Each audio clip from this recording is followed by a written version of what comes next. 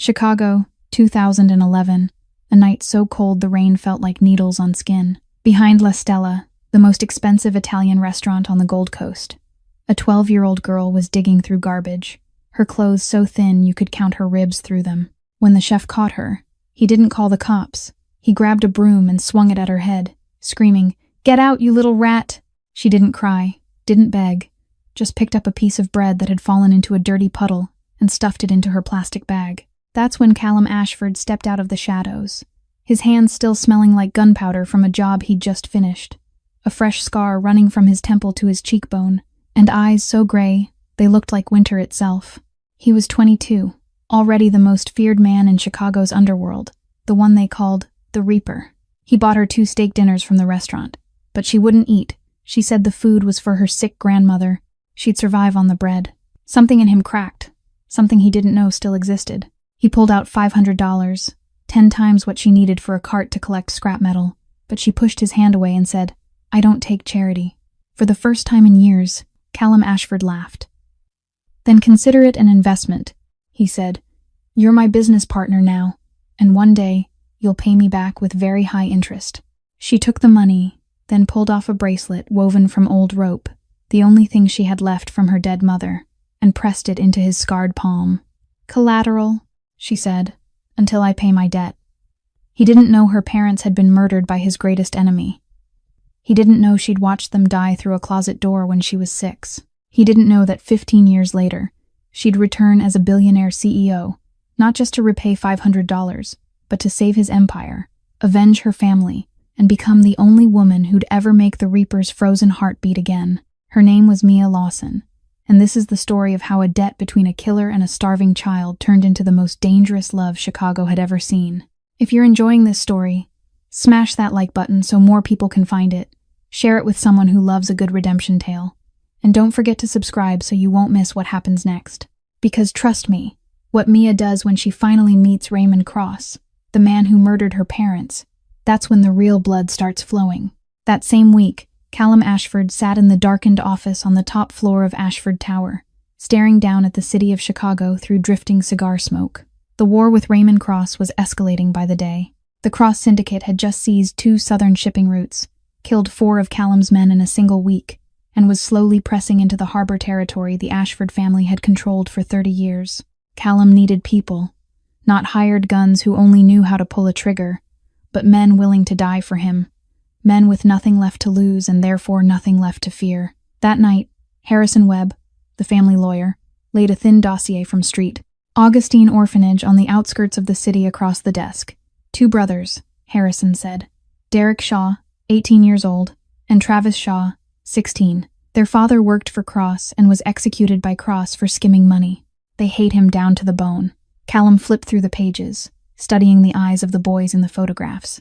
Derek carried the cold stare of someone who had seen too much, while Travis looked younger, softer, yet held something beneath the surface that seemed to be waiting to wake up. "Do they know what their father did?" Callum asked. "They do, and they want revenge." That was all Callum needed to hear. He didn't believe in loyalty bought with cash, but he believed in hatred. Hatred never faded. 2 days later, Callum arrived at Street Augustine in the late afternoon, when the final autumn light washed the orphanage's old red brick walls in gold. Derek and Travis had been warned ahead of time and waited in the receiving room in the cleanest clothes the place could offer. When Callum stepped inside, Derek immediately dropped to one knee, head bowed low. "Mr. Ashford," he said in a steady, gravel-rough voice. "My father used to talk about you. You're the only man Cross ever feared. Give me the chance to serve you, and I'll put his head at your feet." Travis followed more slowly, more awkwardly. "Me too," he murmured. "We've got nothing except hate. Please give us somewhere to place it." Callum studied them for a long moment. He saw burning ambition in Derek's gaze, the hunger to prove himself, even a fire that would swallow the world if it could. That kind of thing was dangerous, he knew, but danger could be useful if you knew how to handle it. "Stand up," Callum said coolly. "In my world, you kneel only before the dead. You're not dead yet, and neither am I." The brothers rose, eyes blazing. "From today on, you belong to the Ashford Syndicate. You'll be trained, fed, housed. In return, you belong to me. Your blood is my blood. And if you betray me..." Callum didn't finish the sentence. He simply drew a Beretta from his jacket and set it on the desk, metal clicking softly in the quiet room. Derek didn't blink. "We won't betray you. Cross killed our father. We live only to see him die." Callum nodded and slipped the gun away. He didn't believe promises, but he believed in the usefulness of tools. And the Shaw brothers would be perfect instruments for the war ahead. On his way out of the orphanage, Callum passed the living quarters for the younger children. He paused for a second when he caught sight of a thin little girl sitting alone in a corner of the yard, staring toward the gate with eyes far too old for her age. She looked familiar, but he couldn't remember from where. He shook his head and kept walking. He didn't know that she was Mia Lawson, the girl he'd met in a dark alley 3 nights earlier. She'd used the money he gave her to buy a cart and medicine for her grandmother, then returned to the orphanage to sleep because she had nowhere else to go. She watched Callum leave with 2 strangers without jealousy or resentment. She only thought, "I'll take care of myself. I don't need anyone." 15 years later, Callum would realize he'd chosen the wrong people that night. The ones who swore they'd die for him were the ones who'd drive knives into his back, while the girl who asked for nothing and promised nothing would be the only one who came back to save him when the whole world turned away. In the present day, Ashford Tower still rose over the heart of Chicago like a monument to power. Yet behind those glass walls, everything was beginning to crumble. Callum Ashford stepped into the main lobby at 8 o'clock on Monday morning, as he did every day, wearing a black 3-piece suit, hair slicked neatly back. The scar on his face faded by time, though his gray eyes were as cold as they had been 15 years earlier. He was 37 now, no longer the hot-blooded young man who once handled enemies with his own hands in dark alleys. Now he ruled an empire from boardrooms on the 40th floor, through legitimate front companies and a web of influence spread across the city. Derek Shaw was his underboss, overseeing all field operations. Travis Shaw controlled the finances, streams of money flowing through dozens of accounts in 6 countries. For 15 years, Callum had shaped 2 hate-filled orphans into his most effective weapons. At least, that was what he believed. The roar from below made him stop short the moment he stepped out of the elevator. Through the glass railing, he looked down into the lobby and saw more than 200 workers from the suburban food processing plant flooding inside, shouting, smashing, holding up crudely written signs. 3 months without pay, one man yelled, his face flushed with rage. "Are you trying to starve our families?" Callum did not change expression. He turned to Theo Beckett, the loyal advisor who had served the family since his father was still alive. "What's going on?" Theo shook his head, tension etched across his features. "I don't know, boss. Salaries were transferred on time according to the system, at least on paper. Call Derek and Travis up here, now." While waiting, Callum stood motionless, watching the crowd below. These people were not enemies. They were workers at a factory owned by Ashford Holdings, one of the many legitimate fronts masking the Empire's real income. They had families, children, aging parents to care for, and they had not been paid for 3 months. Derek entered first in an expensive gray suit, heavy cologne clinging to him, a confident smile as though nothing were wrong. Travis followed, face slightly pale, eyes avoiding Callum's. "Boss," Derek nodded. "I'm handling it. Just a small misunderstanding." $50 million in wages for 3 months is a small misunderstanding, Callum asked, his voice not raised yet so cold the room seemed to freeze. "Where is the money?" Derek shrugged. "Company accounts ran into technical problems. Travis is checking it." Callum shifted his gaze to Travis. The younger man swallowed, tugging at his collar without realizing it. "Yes, boss. Technical problems. I'll fix it in a few days." Callum said nothing. He simply looked at them, and the silence weighed heavier than any threat. 20 minutes later, the crowd was calmed with promises they would be paid in 3 days. Callum stood before them without a microphone or bodyguards, alone, his voice steady enough to still the entire lobby. "I, Callum Ashford, stand before you today. I don't know what happened to your wages, but I promise you that within 3 days you'll receive every dollar. If I don't keep my word, you can come here and take my head." The crowd dispersed, but when the last doors closed, Callum turned to Harrison Webb, the lawyer already waiting with an open laptop in his hands. "Did you find it?" Harrison nodded, his face drained of color. $50 million moved out of the system through 15 offshore accounts over the past 6 weeks. The trail was wiped clean very professionally, but not professionally enough. "Who?" Harrison hesitated for a second. The transfer orders were signed by Travis Shaw. The approvals came from Derek Shaw. Callum stood perfectly still. No change in expression, no outburst, no smashed furniture. He only stared out the window, down at the city he had ruled for 17 years. 15 years. He had given them everything. And this was how they repaid him.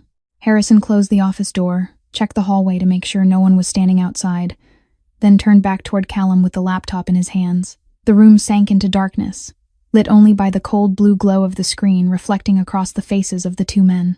"I need you to look at this," Harrison said, his voice low as if the walls themselves might be listening. "I have been tracing the money flow for 3 hours. It is not just 50 million, boss. It is how they did it." Callum sat down, his eyes never leaving the screen. Harrison began walking him through every transaction, every figure, every name. The money had moved from the main Ashford Holdings account to a shell company in Delaware, from there to a bank in the Cayman Islands, then split into 15 transfers routed to Switzerland, Singapore, and Panama. Every step had been executed carefully, every trace scrubbed clean. But Harrison Webb was no ordinary lawyer. He had worked for the underworld long enough to know how to read what others tried to bury.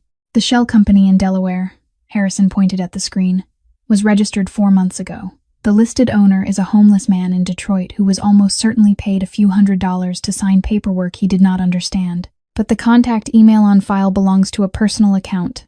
I traced the owner. "Who?" Callum asked. "Travis Shaw." Callum said nothing. Harrison went on. "There is more. Every transfer order required 2 electronic signatures, under the internal rules you created yourself. The first was Travis as head of finance. The second was Derek as underboss with authority to approve anything above 10 million. They could not have done this alone, Callum said slowly, his voice stripped of emotion. They are not smart enough to build a laundering system this complex in 4 months. Harrison nodded. That was my thought too, so I dug deeper. The Delaware company has a strategic partner, a financial consulting firm called Meridian Partners. Meridian Partners is owned by a parent group headquartered in Chicago. Name? Callum asked. Cross Financial Group, a subsidiary of the Cross Syndicate. The air in the room thickened until it felt as though it could be cut with a blade. Callum rose and walked to the window, staring down at the city with the eyes of a man watching the world he built burn from the inside out. Raymond Cross, the enemy he had fought for 20 years, the man who killed his father, the man who had tried to assassinate him no fewer than 5 times, was now sitting inside his own house, wearing the faces of the 2 boys he had once pulled from an orphanage. "Anything else?" Callum asked, his calm more frightening than rage. Harrison hesitated. "Yes, but you are not going to like it. Say it." Theo Beckett was in a car accident last night on Lakeshore Drive. His vehicle was forced into the barrier by a black SUV at 70 miles an hour. He is in a coma at Northwestern Memorial. The doctors say he might not make it. Callum closed his eyes. Theo Beckett, the man who taught him to shoot when he was 13. The man who stood beside him at his father's funeral. The man who stayed loyal to the Ashford family when everyone else ran. "Who was driving the SUV?" Callum asked. "We could not find them. Fake plates. Traffic cameras were disabled exactly 30 seconds before the crash." Harrison paused, then added heavily. "Only someone inside would know which route Theo took every night. Only someone inside would have access to our camera system." Callum opened his eyes and looked at Harrison with a stare the lawyer had seen many times in 17 years of service to this family. The look of a man about to kill. "Call Derek and Travis in here. Tell them I want to discuss the financial issue. Do not let them know anything else." "Boss, what are you planning to do?" Harrison asked. Callum did not answer. He walked to the liquor cabinet, opened the hidden compartment behind it, and removed the Beretta he had not used in 5 years. He checked the magazine, chambered around, then set the gun on the desk, the cold metallic sound echoing through the silent room. Derek and Travis entered the office 20 minutes later, both in black suits, as though they were headed to a gala rather than answering a summons. Derek went in first, that confident smile still resting on his lips, while Travis followed with a harder-to-read expression, his eyes flicking briefly toward the gun on the desk before sliding away again. Callum sat behind his desk and did not rise to greet them, as he usually did. He simply watched the 2 men he had raised for 15 years with the gaze of someone staring at rats just discovered inside his house. "Close the door," Callum said. Travis did, and the click echoed in the silence. $50 million, Callum began, his voice calm as though he were reading a weather report. "A shell company in Delaware. 15 offshore accounts. Cross Financial Group." Derek did not change expression. He even gave a soft chuckle, as if he had just heard something amusing. Big brother, he said, keeping that practiced veneer of respect he had perfected for 15 years. You were quicker than I thought. I would have bet you needed another 2 weeks to figure it out. So you admit it. Admit what? Derek shrugged and walked toward Callum's liquor cabinet as if he owned the place. He poured himself a glass of whiskey, took a sip, then turned back to face Callum. We are only taking what we deserve. 15 years, big brother. 15 years we did all the dirty work for you. Killing, laundering money, moving product, eliminating traitors. And what did you give us? Salaries, houses, cars. That was our labor, not your charity. Callum rose slowly, his hand drifting toward the Beretta. Do not. Travis spoke for the first time, his voice trembling just slightly but still clear. Look out the window. Callum stopped and turned his gaze outside. In the lobby below, at least 24 men dressed in black were scattered across the floor, all of them carrying weapons concealed beneath their coats. He recognized several faces, men who had once been his soldiers, men he had trusted. Half your security team has belonged to us for 6 months, Derek said with satisfaction thick in his tone. Who do you think has been paying them? You. Do not make me laugh. Cross pays triple what you do. Raymond Cross, Callum said, the name as though spitting something sour from his mouth. You sold yourselves to the man who killed your father. Derek burst out laughing, the sound bouncing off the walls. Our father, the drunk who beat us every night. Cross did us a favor when he put him down. And he promised us what you never would. Chicago. All of Chicago. You think Cross will keep his word. We do not need him to. We only need him to help us remove you. After that, who knows what happens. Derek set the whiskey glass down and stepped closer to Callum. Hand the Empire over to us. Sign the transfer papers for Ashford Holdings. Then you can retire, take care of your elderly mother, spend your final days in peace. And if I do not, then your mother will never get her surgery. Terminal stage 4 pancreatic cancer. Right. $5 million. No doctor in Chicago will touch her if Cross gives the order. And with the money you owe the workers, with Theo Beckett lying in a hospital bed, with half your army already turned, Derek tilted his head, that vicious smile spreading across his face. What do you have left, Callum? What do you have? Silence filled the room. Callum looked at the 2 men he had pulled from an orphanage, given everything to, trusted like brothers. Then he looked down at the armed men in the lobby, those who had once sworn loyalty to him and were now holding guns for someone else. He did not have enough people. He did not have enough time. He did not have enough choices. Get out, Callum said, his voice thick and low. Before I change my mind, Derek laughed, clapped Travis on the shoulder, and the 2 of them headed for the door. Before leaving, Derek turned back once more. Oh, one more thing. We told the workers that you were the one who stole their wages. Tomorrow they will come here looking for blood. Enjoy yourself, big brother. The door shut behind them. Callum stood alone in the darkened room, his hand clenched against the edge of the desk until his knuckles went white. 17 years of building, gone in a single night. The next morning, the crowd of workers returned 3 times larger than before. They were no longer just shouting. They carried bricks and clubs and the fury of people who believed they had been betrayed. Derek had done his job well. Rumors raced through the South Side that Callum Ashford, the boss nicknamed the Grim Reaper, had pocketed their wages to buy a new mansion on the Gold Coast. Harrison called at 6 in the morning, his voice tight with strain. Boss, you can't go out there. They want your blood. I promised them 3 days. Today is the 3rd day. You don't have the money to pay them. $50 million has been moved. Company accounts are frozen under internal review, and Cross is blocking every line of credit we have in the city. I know. Then what are you going to do? Callum didn't answer. He set the phone down, put on his black suit, and walked out of the penthouse apartment on the 60th floor of Ashford Tower. He went down to the lobby alone. No bodyguards, no weapons, only empty hands and a promise that had to be kept. When the elevator doors opened, the roar crashed over him like a tidal wave. Hundreds of people packed the lobby, faces flushed, hands raised with crude signs. A brick flew past and nearly clipped his head. He didn't flinch or step back. He simply stood there in silence until the crowd noticed him and the noise slowly ebbed. You came here for your wages, Callum said, his voice carrying across the vast space without amplification. You believe I stole them. I don't blame you. If I were in your place, I would think the same. A middle-aged man surged forward. How dare you stand there? 3 months. My wife is sick, and we have no money for medicine. My children are hungry and there's nothing to eat. I know, Callum said with a nod. And I will pay, not because I love you. Don't misunderstand me. I am a businessman, not a charity worker. He paused, sweeping his gaze across the sea of faces. I pay because I gave my word. 3 days ago I stood here and said that if I didn't keep it, you could take my head. I wasn't joking. He turned to Harrison, who had just rushed down in another elevator. Call Christie's and Sotheby's. Sell the Lake Forest estate. Sell the cars in the garage. Sell the antique gun collection. Sell this penthouse if you have to. Sell everything that belongs to me personally. Don't touch company assets. Harrison stared at him. Boss, that's more than $20 million in your private holdings. I know exactly what my assets are worth. Callum turned back to the crowd. Within 48 hours, you'll receive every dollar, not because I am kind, but because in this world, a man is worth only his word. Lose money, and you can earn it back. Lose your honor, and you lose everything. The crowd fell silent. No one knew how to react. They had come for blood and instead received a vow from a man who was dismantling everything he owned to keep it.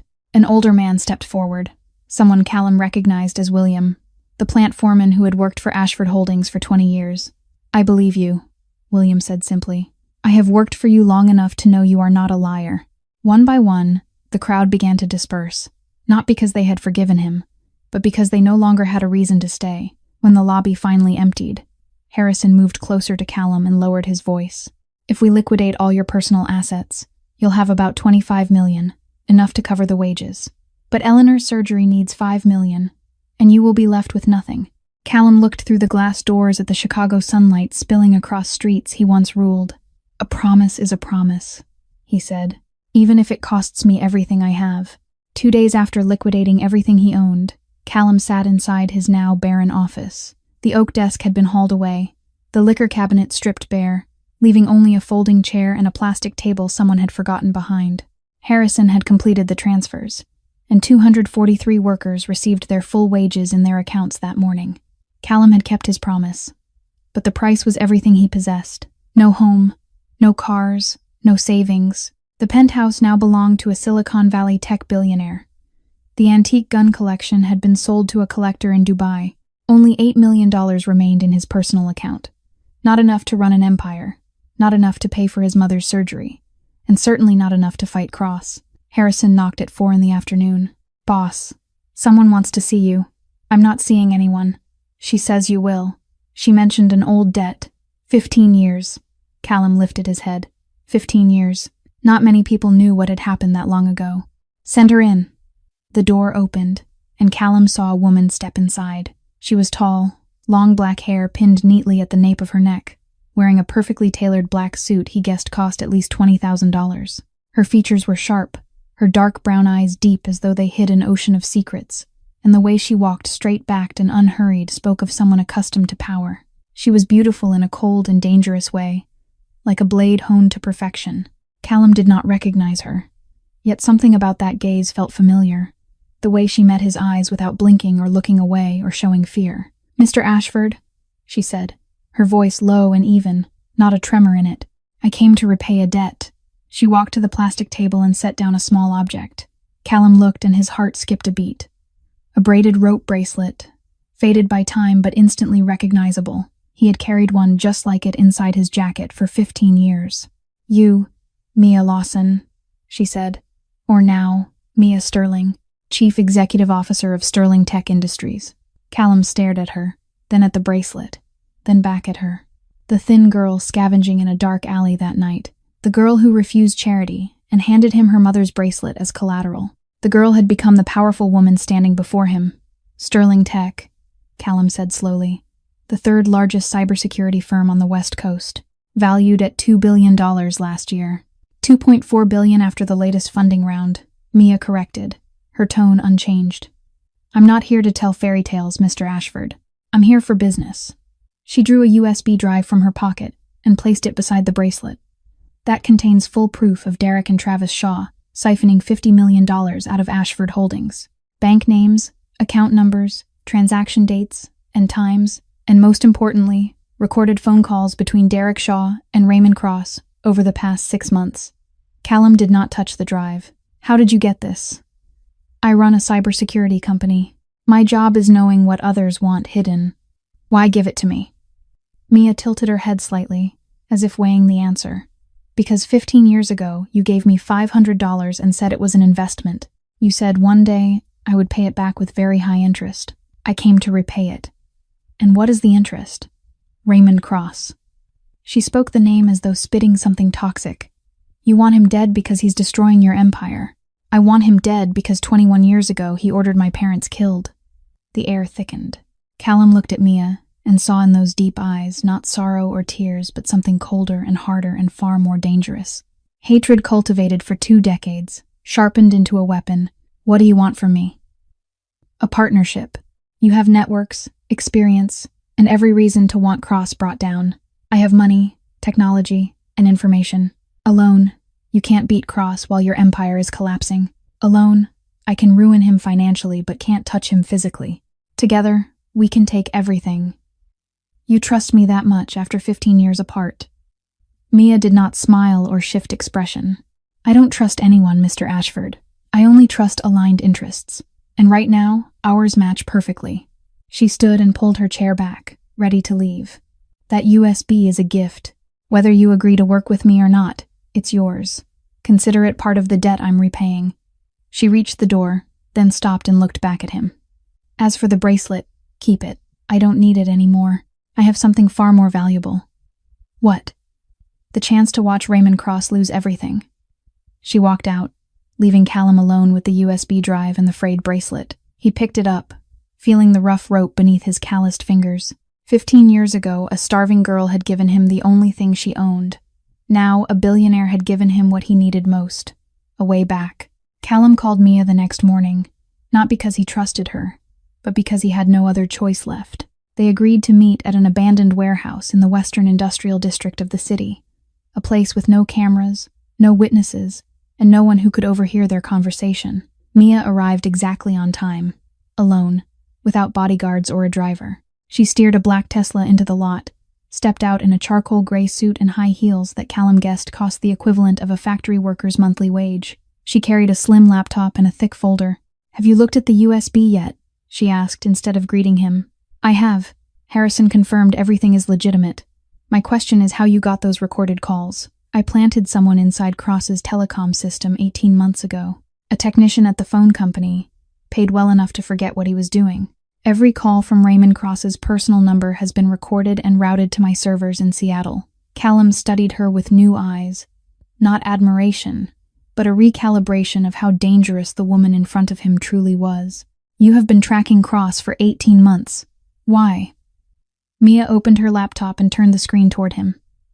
An old photograph appeared, yellowed by time, showing a family of 3. A middle-aged man wearing glasses, a woman with long black hair, and a little girl of 5 or 6 with dark brown eyes identical to Mia's now. "Thomas and Linda Lawson," Mia said, her voice utterly steady. "My father was an accountant. He worked for a shipping company on the south side. That company was a laundering front for the Cross Syndicate. When I was 6, Cross demanded that my father falsify the books to hide a large sum from human trafficking across the Mexican border. My father refused." She clicked again, and another image appeared, a sealed police report with the words, "Double homicide unsolved," stamped in the corner. 2 weeks later, 3 men broke into our house at 2 in the morning. I hid in my parents' bedroom closet. Through the crack in the door, I watched them tie my parents to chairs and interrogate them about the documents my father had hidden. When he refused to talk, the leader pulled out a gun and shot my mother first, right in front of him. Then he shot my father. She paused and clicked once more. This time the screen showed a close-up photograph of a man's wrist with a coiled red snake tattooed into the skin. I remember that tattoo. I remember every detail on the wrist of the man who killed my parents. 18 years later, when I had enough money and power to investigate, I learned it was the mark of the Cross family, a tattoo reserved for senior members. And the only person in the Cross organization with the authority to order executions at that time was Raymond Cross. Callum remained silent for a long while, staring at the images on the screen, then at the woman standing across from him. No tears, no trembling, no visible trace of emotion, only the cold composure of someone who had forged pain into a weapon. "What is your plan?" he asked. Mia closed the laptop and opened the folder. "Cross is hosting an underground auction next week. There he will sell control over shipping routes at the Port of Chicago to other Mafia families. It is the Cross Syndicate's primary revenue stream, accounting for roughly 60% of its annual income. I know about that auction. No one gets in unless they are invited. You will be invited, because Derek Shaw will be there as Cross's representative, and he will want to flaunt his victory in front of you. Callum narrowed his eyes. You want me to walk straight into the lion's den? I want you to walk in carrying weapons Cross does not expect. Mia spread several documents across the table. Over the past 3 months, I have been cultivating Travis Shaw. He is not like Derek. He hesitates. He is afraid. And he knows Cross will not let him live once he has outlived his usefulness. I have proof that Cross has already ordered both Shaw brothers eliminated after seizing Ashford Holdings. Travis has seen that proof. He is caught between both sides. You want to use Travis as a card. I want to use Travis as the man on the inside. When the auction begins, Travis will grant me access to Cross's security system. I will broadcast recordings of Cross's crimes live to every family in attendance. At the same time, the FBI will receive everything they need to launch a RICO raid on the auction. The FBI, Callum said sharply. You plan to bring the feds into this. I plan to end Cross permanently, not kill him and leave his children seeking revenge, but destroy his entire empire in a way he cannot recover from. Federal prison, asset seizures, and public disgrace before the entire underworld. She closed the folder and met Callum's gaze head-on. You can refuse. You can try to fight Cross alone with what you have left, or you can work with me and take everything back. Callum stood silent for a long minute, weighing every option, every risk, every possible outcome. Then he extended his hand. Deal. Mia shook it, firm and brief. Deal. From now on we are partners. Nothing more and nothing less. 3 days after their agreement, Callum and Mia appeared together in public for the first time at the annual charity fundraiser, hosted by the Chicago Chamber of Commerce at the Peninsula Hotel on Michigan Avenue. This was no coincidence. Mia had calculated every step. Sterling Tech was the evening's principal sponsor, and the sight of its chief executive officer, standing beside Callum Ashford, sent a clear message to Chicago's entire business elite, including those who operated in the shadows. The Ashford Syndicate was not collapsing.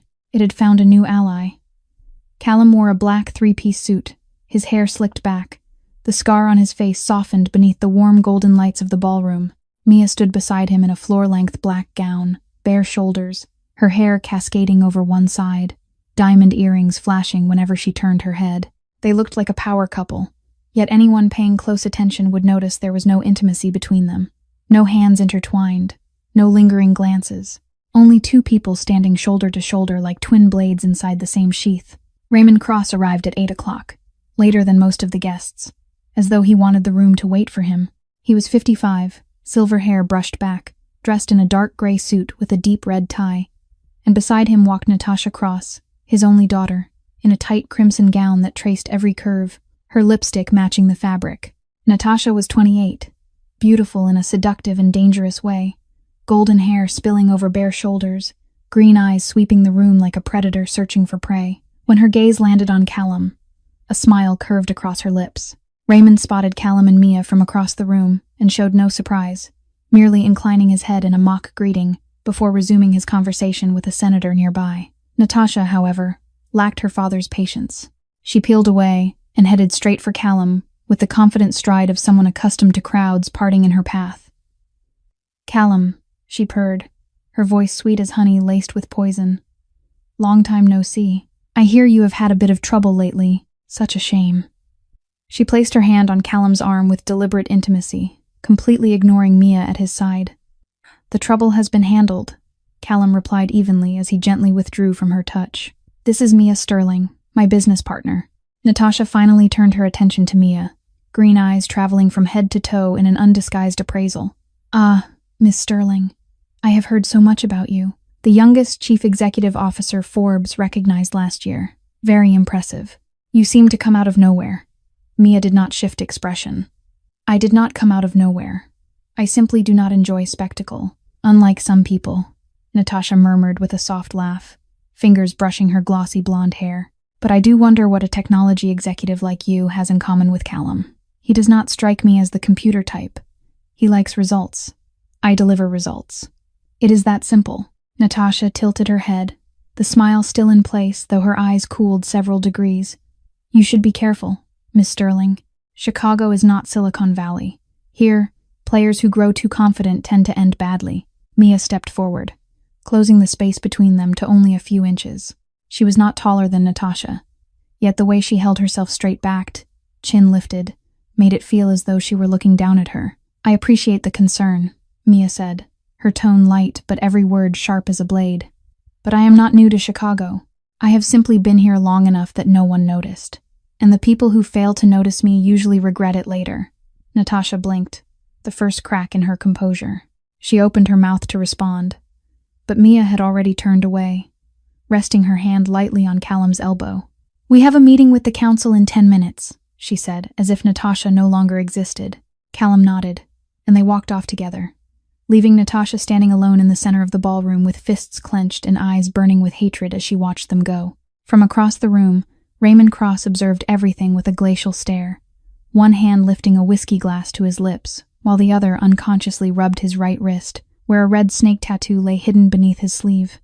That night, Raymond Cross sat in the study of his Gold Coast mansion. Firelight from the hearth flickered across the lines, etched into his face, while Derek Shaw stood before him with a glass of whiskey he didn't dare drink without permission.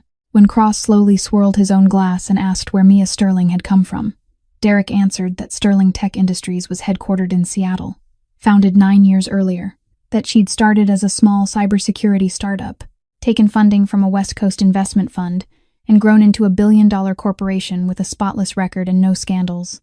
Cross replied that anyone that clean was suspicious, and ordered him to dig deeper into who she'd been before becoming Mia Sterling, only for Derek to fall silent, forcing Cross to call his intelligence chief, a retired FBI agent turned underworld operative, and demand everything about her real name, hometown, family, and life before the company, even what she'd eaten on her 10th birthday. 48 hours later, a thick dossier landed on Cross's desk. When he reached the 5th page, his hand stopped as he read aloud that Mia Lawson had been born in 1999 in Chicago, that her father, Thomas Lawson, was an accountant, her mother, Linda Lawson, a homemaker, and that both had been killed in an armed robbery in 2005 with the case unsolved.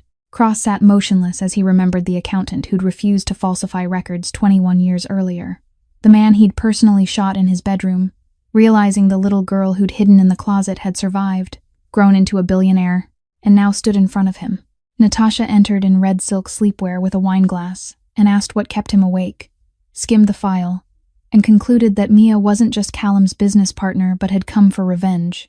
Cross said she knew too much, had money, technology, and now Callum Ashford, and letting her live meant keeping a time bomb in their own house.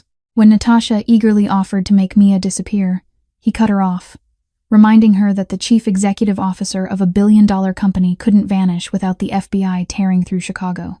After a moment of silence, he smiled with the calm of a man who knew what truly worked, and said that if Mia wanted to destroy him, she'd have to come close. And when she did, he wouldn't kill her but would force her to watch everything she'd built collapse, starting with Callum Ashford. He then turned to Derek and ordered him to send Ashford an invitation to the auction the following week under the pretense of peace talks, adding that he didn't want to lure Callum into a trap. He wanted him to walk in on his own, and once he did, he'd never walk out. What Raymond Cross and Derek Shaw didn't know was that their card had been flipped long ago. 3 months earlier, when the plan to betray Callum was still confined to secret meetings in the wine cellar beneath the Cross mansion, Travis Shaw received a message from an unknown number that contained only a single line saying, "I know what Cross plans to do to you and your brother after Ashford falls. Meet me if you want to live." Travis didn't believe it, deleted the message, and went on with his life. But 2 weeks later, an envelope appeared inside his car, and inside it was an audio recording of a conversation between Raymond Cross and a man whose voice Travis didn't recognize. And in that recording, Cross said clearly that the Shaw boys were just tools, that once Ashford was dead, they'd know too much, and that they were to be cleaned up with no trace left behind.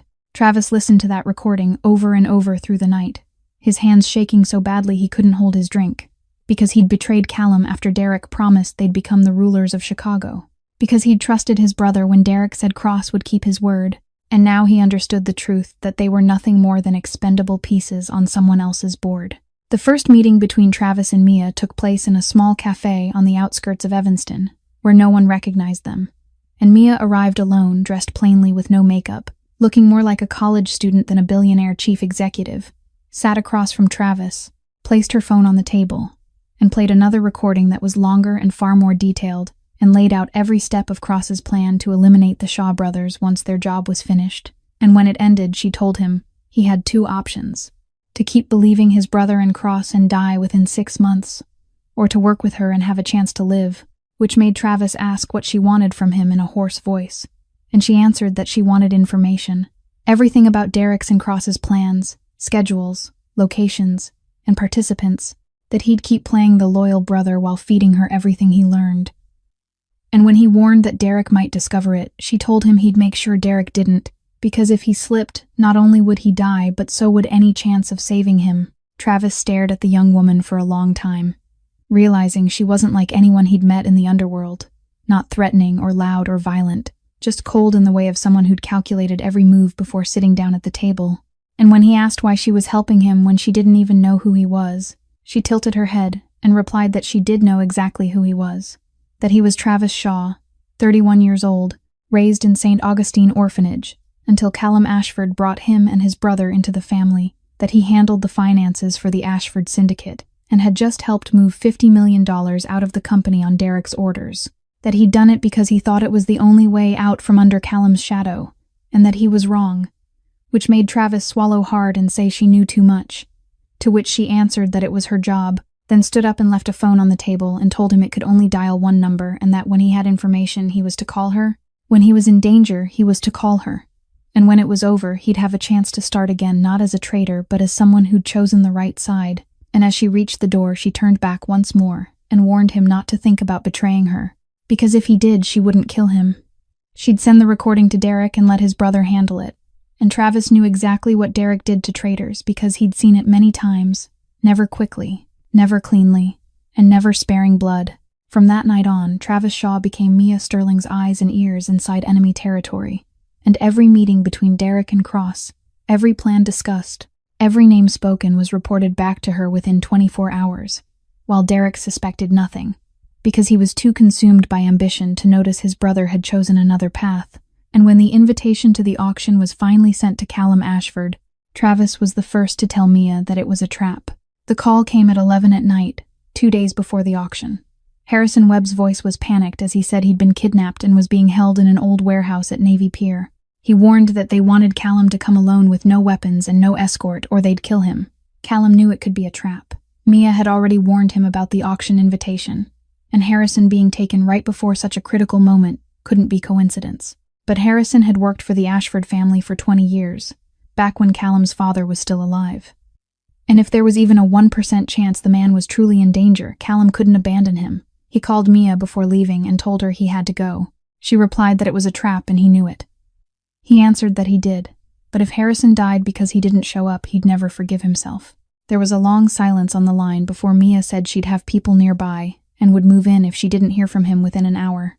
Callum told her not to, because if they saw her people, Harrison would die. When she asked what would happen if he died, he didn't answer. He hung up, drove the rental car out of the temporary apartment he was staying in, and headed toward Navy Pier. The docks were deserted at night, with only waves slapping against the seawall and the pale yellow glow of aging lampposts. The warehouse Harrison mentioned sat at the far end of the pier, a long, abandoned slab of gray concrete with rusted steel doors and cracked walls. Callum went inside unarmed, just as demanded. Darkness swallowed him except for a single dangling bulb that cast a small pool of light. Standing in that pool was Derek Shaw, wearing the smile Callum had wanted to smash for 15 years. He greeted him with mocking politeness and thanked him for arriving on time. Callum demanded to know where Harrison was. Derek laughed and said Harrison was home asleep in his luxury apartment and had never been kidnapped at all, that it had only been a fake call made possible by modern technology. More than a dozen men emerged from the shadows, holding metal rods and batons. Travis stood in a far corner, pale and staring at the floor. Before Callum could react, the first blow struck the back of his head and sent him crashing down. A storm of hits followed, to his back, ribs, legs, and arms. He fought to his feet and dropped 2 men, but 4 others piled onto him. Derek stepped forward with an aluminum bat and smashed it into Callum's knee with a dry crack. Callum snarled in pain but didn't scream because he wouldn't give them that satisfaction. Derek kicked him in the stomach and said he'd waited 15 years for this. 15 years of being Callum's dog, calling him boss and big brother and leader, asking whether he'd ever truly been treated as a man or just another tool. Callum spat blood onto the concrete and said he'd saved Derek's life and given him everything. Derek shouted that Callum had given him scraps he didn't need and never the respect he wanted, always looking at him as the orphan boy instead of an equal. He knelt, grabbed Callum's hair, and forced his head up to deliver the news that Eleanor Ashford had died the night before at Northwestern Memorial. The world froze around Callum. Derek mockingly explained that she'd needed emergency surgery, but no doctor in Chicago dared touch her, because Cross had ordered that anyone who did would disappear along with their family. He sneered that this was why no one had accepted the money Callum offered. Callum growled that he'd kill him in a voice no longer human but animal. Derek replied that he wouldn't be killing anyone again, and kicked him in the face. He said Callum would be left there until the auction was over, and then Cross would decide whether to kill him or keep him alive as a warning. He ordered his men to tie him up and guard him carefully because anyone who let him escape would die. Derek walked out with Travis following silently without daring to meet Callum's eyes. The steel doors slammed shut behind them. Callum lay sprawled on the freezing concrete with blood running from his forehead into his eyes and broken ribs screaming every time he breathed. None of that compared to what was tearing him apart inside. His mother was dead. She died alone in a hospital bed without him there, waiting for a surgery that never came. He hadn't even been allowed to say goodbye. The hours that followed blurred into a nightmare without an end. Callum lay on the freezing concrete, his hands bound behind his back with steel wire. The blood from the wound on his forehead dried into a hard crust. 2 guards sat in the far corner smoking and playing cards, glancing at him now and then as though watching an animal with its spine already broken.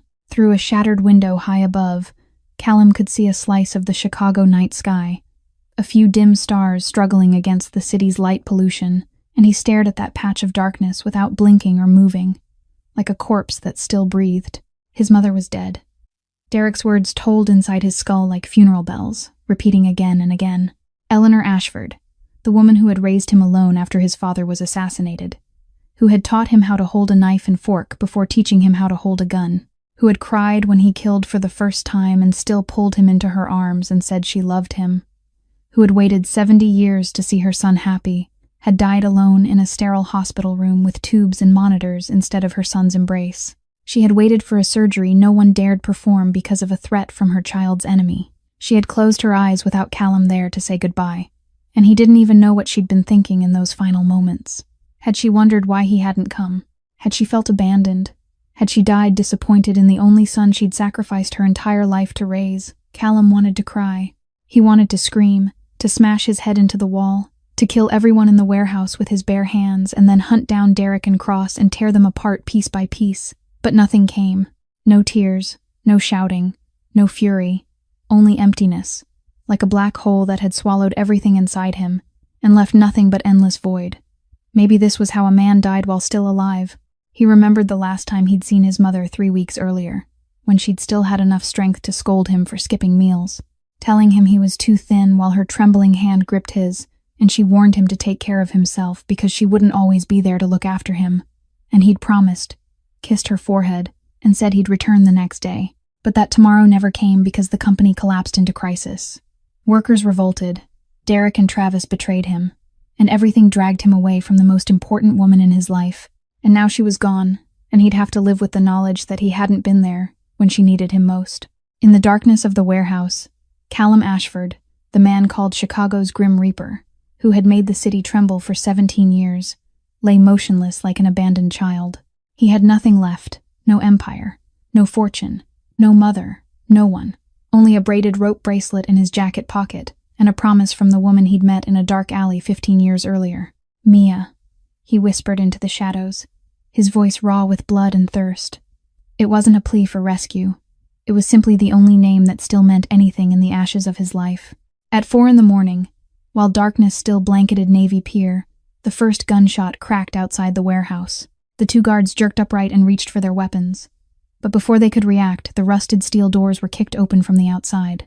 Mia Sterling stormed in, no longer alone as she'd been when she first met Callum, but flanked by a 12-man squad dressed in black with submachine guns in their hands, moving with the precision of special forces.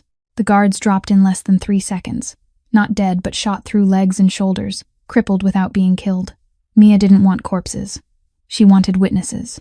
She rushed to Callum, dropped to her knees beside him, and cut through the steel wire binding his wrists while saying she'd come just as she promised. Her voice was still cool, but her hands trembled slightly as they brushed the gash on his forehead. Callum stared up at her with dull gray eyes clouded by blood loss and pain, and whispered that his mother was gone. She only answered that she knew. She said nothing more, because she was smart enough to understand there were no words for that kind of wound, only actions. She helped him sit up, let him lean against her shoulder, and signaled for a stretcher. Just then, tires screeched outside and headlights flared through the broken entrance. Derek Shaw stepped out with 5 gunmen, his face draining when he saw the scene inside. Mia moved forward into the yellow dock lights and called his name before pulling out a small Bluetooth speaker, syncing her phone, and pressing play. Raymond Cross's voice echoed across the pier, saying the Shaw brothers were just tools and would be wiped out once Ashford was finished. Derek froze, as though he'd seen a ghost, and stammered that it was fake. Mia played the next recording. Natasha Cross's voice promised to shoot Derek herself after the auction as a gift to her father. That was followed by Cross calmly stating he'd handle Travis and make them disappear at the same time. Silence swallowed the dock as Derek stood pale and shaking. 15 years of betrayal collapsing in a single instant while his men exchanged uncertain glances like gamblers realizing they'd backed a dying horse. Derek insisted Cross had promised him everything. Another voice cut in from behind him. Travis Shaw stepped out of the shadows with a loaded pistol, having split away during the assault. Derek turned in shock. Travis stared back with red-rimmed eyes full of months of secret fear and guilt, and accused him of letting Eleanor Ashford die after she'd been the only person who'd ever treated them kindly in the orphanage. Derek tried to deny it. Travis screamed that he'd known what Cross would do and chosen to watch, that he'd sold their souls for power. Derek lifted his hands and pleaded that they were brothers. A single shot rang out and tore through his right shoulder, dropping him to the concrete. Travis stood shaking with the gun still raised. He said nothing, because the bullet had said everything. Mia signaled her team to move in and cuff Derek and the remaining men. She then turned back to Callum as he was lifted onto the stretcher and told him it was over. Callum met her gaze, then looked at Travis standing alone on the pier with his gun hanging at his side and his shoulders trembling with silent sobs, and answered hoarsely that it wasn't over yet because Cross was still alive. Raymond Cross's auction unfolded exactly as planned in a warehouse converted into a lavish hall in the South Loop 2 days after the night at Navy Pier. Cross was unaware that Derek had been captured and believed his underboss was merely handling a few minor problems and would arrive late. He was equally unaware that Travis Shaw, the man he intended to kill after the auction, had already handed Mia Sterling every access code to the venue's security system.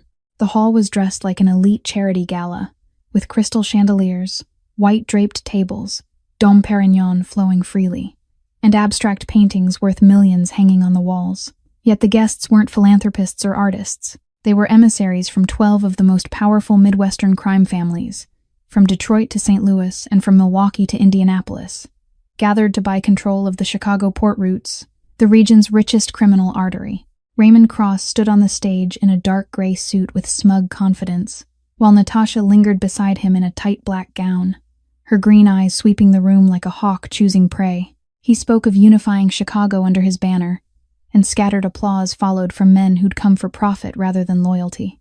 Then the main doors swung open and Callum Ashford entered, limping from an unhealed knee, bruises still dark on his face, and one arm in a cast while his gray eyes stayed glacial. Mia walked at his side in a perfectly tailored black suit, with her hair pinned tight and every step measured. Cross froze as his smile vanished and demanded how Callum had gotten in. Callum replied coolly that the door had been open, and his guards seemed busy.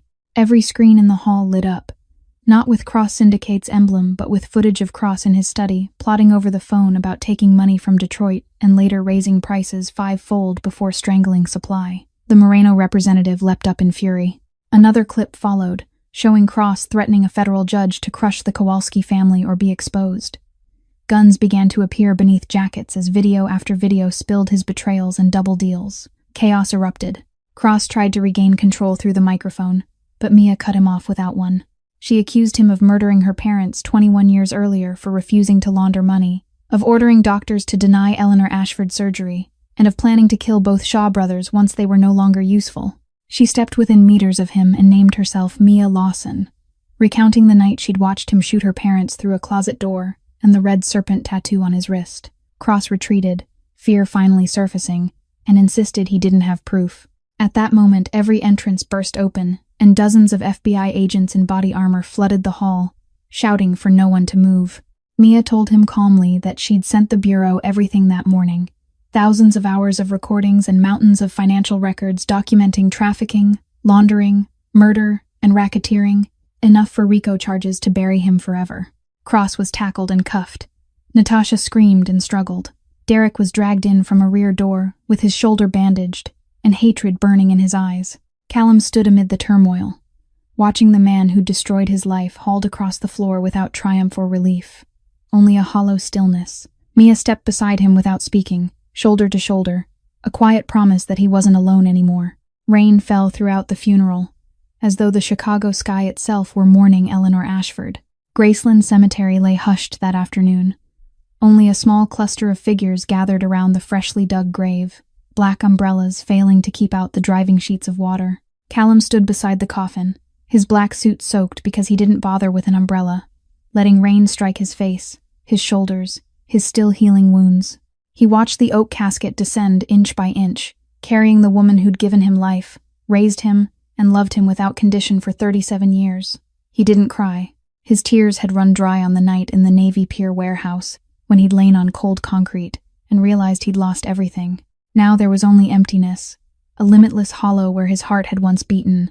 Mia stood at his side without touching him or speaking, simply being there. She held a black umbrella but angled it more toward Callum than herself, letting one shoulder of her coat soak through. She didn't look at him, didn't try to comfort him, didn't offer hollow lines about how she was in a better place or how time heals all wounds. She just stood there, steady as a marker in the storm, letting him know that even if the world collapsed, there was still one person who wouldn't leave. Harrison Webb waited behind them with his head bowed. Theo Beckett, newly released from the hospital after 3 weeks in a coma, sat in a wheelchair with bandages around his skull and eyes rimmed red. Travis Shaw lingered at the far edge of the group, not daring to come closer, his shoulders shaking from sobs or from cold, probably both. He knew he didn't deserve to be there, but he'd come anyway, because Eleanor Ashford was the only woman who'd ever treated him like a son, and he needed to say goodbye even if no one wanted to hear it. The priest finished the final prayers, and the coffin touched the bottom of the grave with a muted thud swallowed by rain. One by one, people tossed down wet handfuls of soil and drifted away until only Callum and Mia remained beside the grave. Rain kept falling. Darkness crept in. They stayed, 2 dark silhouettes in a gray cemetery, saying nothing. At last, when night had fully settled, Mia extended her hand, not to grasp his, just to leave it there in the space between them like an invitation. Callum studied it for a long moment, then slowly placed his own over it. Cold, wet, real. They turned and walked out of the cemetery, leaving Eleanor Ashford to rest beneath Chicago soil, where she'd wait for the day her son finally found himself again. 6 months had passed since the night at the South Loop Hall. Raymond Cross and Derek Shaw were being held at the Metropolitan Correctional Center in Chicago, awaiting trial on more than 70 RICO charges ranging from interstate racketeering to first-degree murder. Their lawyers said the proceedings could stretch on for 2 years, but everyone already knew the ending. Neither man would ever see sunlight beyond steel bars again. Natasha Cross had posted $5 million in bail and vanished from Chicago almost immediately afterward, rumored to be hiding somewhere in Europe under an alias, a bird with shattered wings. The Ashford Syndicate rose from the ashes, no longer the shadow empire it once was, but increasingly focused on legitimate ventures. With Sterling Tech's investment, Callum bought back the assets he'd sold and rebuilt Ashford Holdings into a diversified conglomerate spanning real estate, logistics, and security technology. There were still operations in the dark and deals that couldn't face daylight, but Callum had learned the cost of trusting the wrong people and concentrating too much power in another man's hands. Theo Beckett made a full recovery after 6 months of physical therapy and returned as Callum's most dependable advisor. Harrison Webb was promoted to Chief Executive Officer of Ashford Holdings, overseeing every lawful branch of the corporation. As for Travis Shaw, he came to Callum on a rainy afternoon, knelt in the newly refitted office on the 40th floor of Ashford Tower, and said he wanted redemption. Callum didn't forgive him. Forgiveness was a luxury he could no longer afford, but he gave Travis a chance under conditions so harsh they bordered on cruel. Travis would work from the lowest rung without pay for his first year. Every financial move would be monitored, and any hint of disloyalty would earn no second warning. Travis accepted everything without protest, knowing he was receiving far more than he deserved. Mia didn't leave Chicago. Sterling Tech opened a branch office in Ashford Tower, and she spent most of her time there instead of Seattle. They didn't live together, didn't publicize any relationship, didn't even define what they were. She came to his office each morning to review joint projects. They ate lunch in silence, and sometimes late at night when neither of them could sleep, they sat on the balcony of Callum's new penthouse and looked down at the city without speaking. One evening, after closing a major deal that officially pushed Ashford Holdings past its pre-crisis revenue, Callum stood at the window and spoke without turning around, telling her she didn't need to stay because her company and her life were in Seattle. Mia stood a few steps behind him, holding a glass of wine she hadn't touched, and said she knew. He asked why she was still there. Silence stretched between them, until Callum finally turned to face her and said a single word: "Stay." It wasn't a question, or an order, just one blunt syllable, carrying everything he couldn't put into sentences. Mia met his gaze, dark brown eyes unblinking, her expression as unreadable as ever, then set her glass down, walked closer, and stopped a single step away. "I'm not going anywhere. No kiss, no embrace, no declarations or promises. Just two people facing each other in a darkened office with all of Chicago glittering below, and the shared understanding that sometimes staying was the only way people like them knew how to say love." 2 years after the night, Callum said stay, and Mia answered that she wasn't going anywhere. Chicago was still Chicago. Skyscrapers glittered with light. Car horns echoed from the streets below. Cold wind swept in from Lake Michigan across broad avenues. Yet on the 60th floor of Ashford Tower, inside a penthouse overlooking the entire city, things had changed in ways no one could have predicted. Callum stood by the glass with a whiskey gone warm in his hand because he'd been holding it too long without drinking.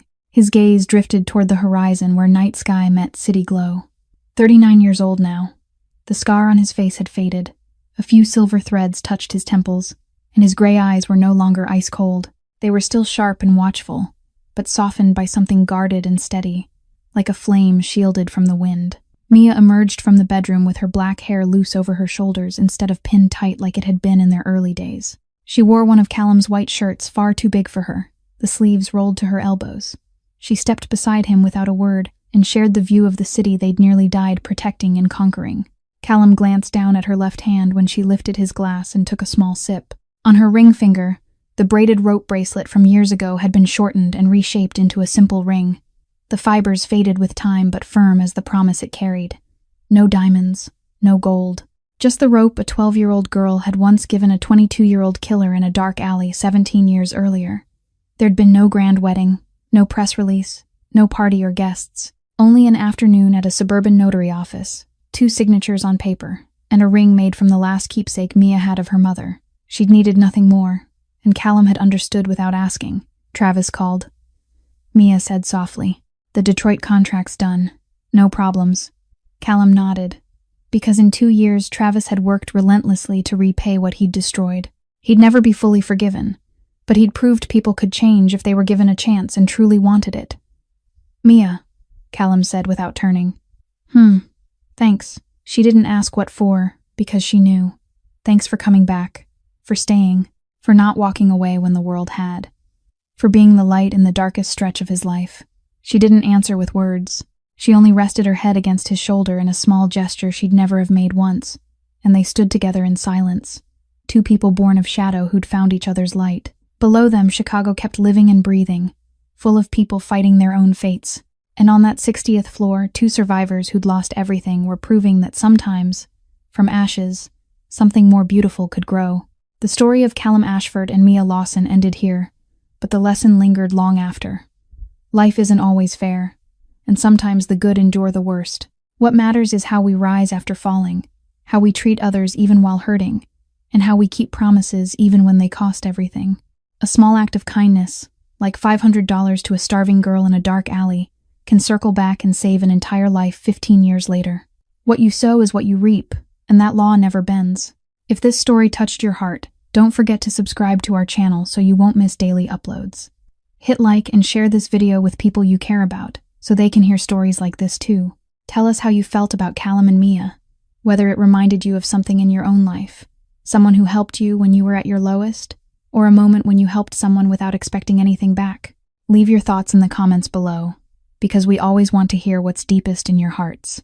Thank you sincerely for staying with us until the end. We wish everyone watching good health, a joyful life, and days filled with peace and happiness. Goodbye, and we'll see you in the next video.